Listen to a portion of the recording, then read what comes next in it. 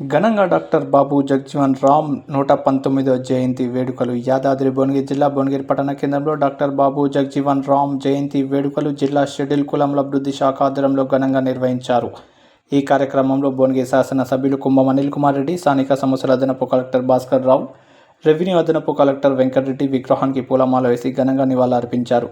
ఈ సందర్భంగా శాసన సభ్యులు మాట్లాడుతూ జగ్జీవన్ రామ్ ఆశయ సాధన కోసం అందరూ కలిసి కృషి చేయాలన్నారు. ఏప్రిల్ నెల అంటేనే మహనీయుల మాసమని ప్రతి సంవత్సరము బాబు జగ్జీవన్ రామ్, జ్యోతిరావు పూలే, డాక్టర్ బిఆర్ అంబేద్కర్ మహనీయుల జయంతి ఉత్సవాలు జరుపుకుంటామన్నారు. దళితులకు సమానంగా అవకాశం కల్పించిన ఘనత బాబు జగ్జీవన్ రామ్ అని అన్నారు. బాబు జగ్జీవన్ రామ్ సమాజంలో అణగారి వర్గాల సంక్షేమం కోసం అలుగు పెరగని పోరాటం చేశారని తెలిపారు.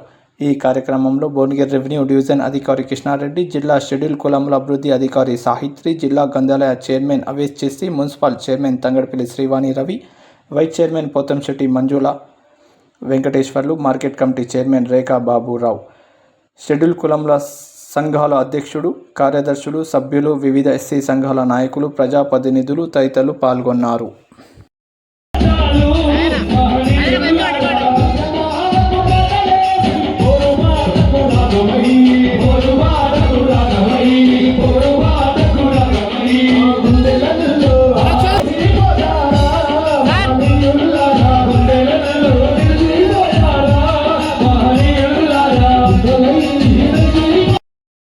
ఈరోజు ఒక గొప్ప కార్యక్రమాన్ని మనం చేసుకుంటున్నాం. ఈ ఏప్రిల్ మాసం అంటేనే మహనీయుల మాసం. మరి ఈ మహనీయుల మాసం మనము ఈరోజు ఏ కార్యక్రమం మరి చేస్తామో చేయం, కానీ మహనీయుల మాసం మాత్రం ఖచ్చితంగా కింది స్థాయి నుంచి మొదలు పెడితే ముఖ్యమంత్రి వరకు, ఈ దేశంలో ప్రధానమంత్రి వరకు కూడా అందరూ గట్టిగా పాటించే ఈ యొక్క కార్యక్రమాలు ఈ ముగ్గురు మహనీయులు బాబు జగ్జీవన్ రామ్, మరి అట్లనే పూలే గారు, మరి అట్లనే అంబేద్కర్ గారి జయంతులను గొప్పగా నిర్వహించుకుంటాం. మరి ఈరోజు జగ్జీవన్ రామ్ గారి జయంతి సమతా దివస్ పేరు మీద చేసుకుంటున్నాం. మరి చాలా సంతోషం. సమతా దివస్ అంటే ఏంటంటే సమానత్వం. అంటే ఈ దేశంలో సమానత్వం రావడానికి అన్ని కులాలు, వర్గాలు, మతాలు అంతా కూడా దేశంలో అంతా ఒక స్థాయికి రావడానికి మరి వచ్చే కార్యక్రమమే ఈ సమతా దివస్. అంటే డాక్టర్ జగ్జీవన్ రామ్ గారు, బాబు జగ్జీవన్ రామ్ గారు మరి ఈ సమానత్వం కోసము పోరాటం చేసి మరి మొదటి దళిత ఉప ప్రధానమంత్రిగా మరి పదవి బాధ్యత చేపట్టి దళితులకే కాదు అన్ని వర్గాలకు కూడా అండగా ఉంటా. దేశం అన్ని వర్గాలకు అందరికీ సమాన హక్కులు ఉన్నాయని నిరూపించిన మొదటి వ్యక్తి డాక్టర్ మరి బాబు జగ్జీవన్ రామ్ గారు. మరి అట్లాంటి వ్యక్తి ఆ సమానత్వం కోసం పోరాటం చేసి వారిని స్మరించుకుంటూ చేసే ఈ యొక్క కార్యక్రమం ఈరోజు వారి జయంతి చేసుకుంటున్నాం.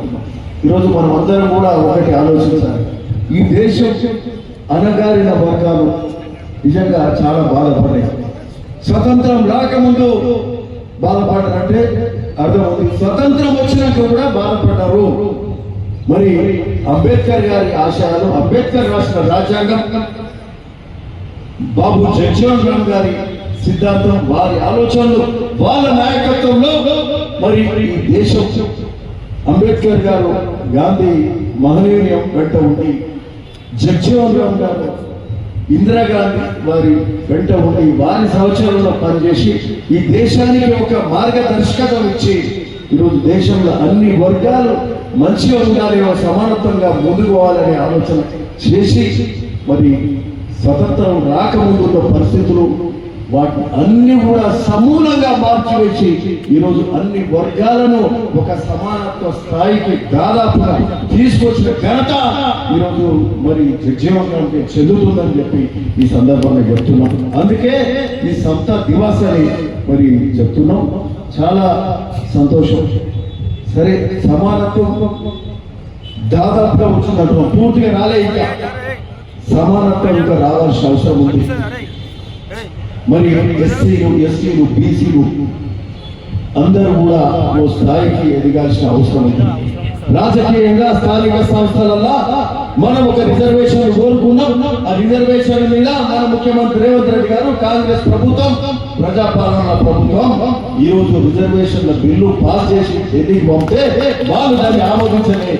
కానీ మన దళితులు, మన బీసీలు, బలహీన వర్గాలు మాకు మేమే సాధించుకుంటామని ఈ రోజు 65% కౌన్సిలర్లు మరి బీసీలే అయ్యిండ్రు, ఎస్సీలు అయ్యిండ్రని చెప్పడానికి ఇది గొప్ప విషయంగా భావిస్తున్నాం. ఎస్సీలతో కలిపితే 87% మంది ఈ రోజు వాళ్ళ మెరిట్ తోటే అయ్యిండ్రంటే ఇది సమానత్వం అని చెప్తున్నాం. ఇది ఎవడో రిజర్వేషన్ ఎవరో ఇస్తే అయింది కాదు, వాళ్ళకు వాళ్ళుగా సాధించుకున్న ఘనత అని చెప్తున్నాం. అందుకనే ఈ సంస్థ సమానత్వం ఈరోజు వచ్చింది. కానీ గ్రామాలలో ఎస్సీ కాలనీల ఎస్టీలు కొంచెం జర మెరుగుపరుస్తున్నట్టు అనిపిస్తుంది. నాయక సోదరులు జర తెలివిగా కష్టపడుతున్నారు, మంచి వస్తున్నారు. ఎస్సీలు మాత్రం ఇంకా పైకి రావాల్సిన అవసరం ఉంది. గ్రామాలలో ఎస్సీ కాలనీలలో రోజు చదువుకున్న ఉద్యోగాలు చేస్తున్నారు, గడ్డలు ఎక్కుతున్నారు, హైదరాబాద్ పోతున్నారు, మంచిగా బతుకుతున్నారు.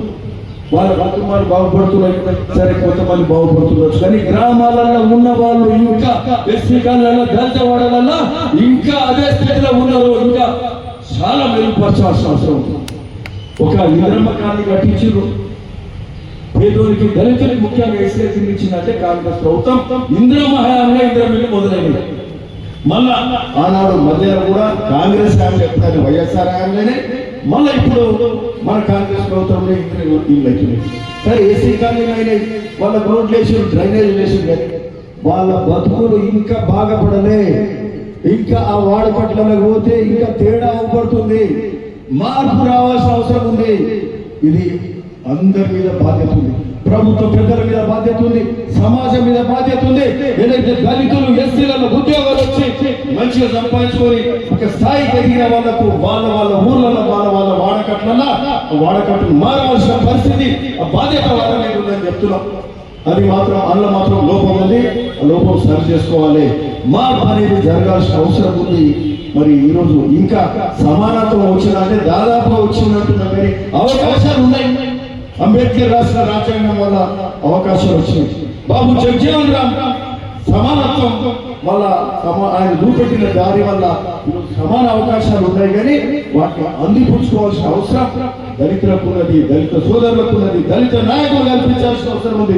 ఈ ప్రభుత్వ పెద్దలు వాళ్ళకి ఆ ధైర్యాన్ని ఇవ్వాల్సిన అవసరం ఉంది, వాళ్ళని ముందుకు తీసుకెళ్లాల్సిన అవసరం ఉందని ఈ సందర్భంగా చెప్తున్నాం. ఇంకా మార్పు అయితే ఇంకా జరగలేదు. సరే ఏదేమైనప్పటికీ ఈరోజు మరి వాళ్ళ అడుగుజాడలను ముందుకు పోయినందుకే ఈ దేశం ఆ స్థాయికి వచ్చింది.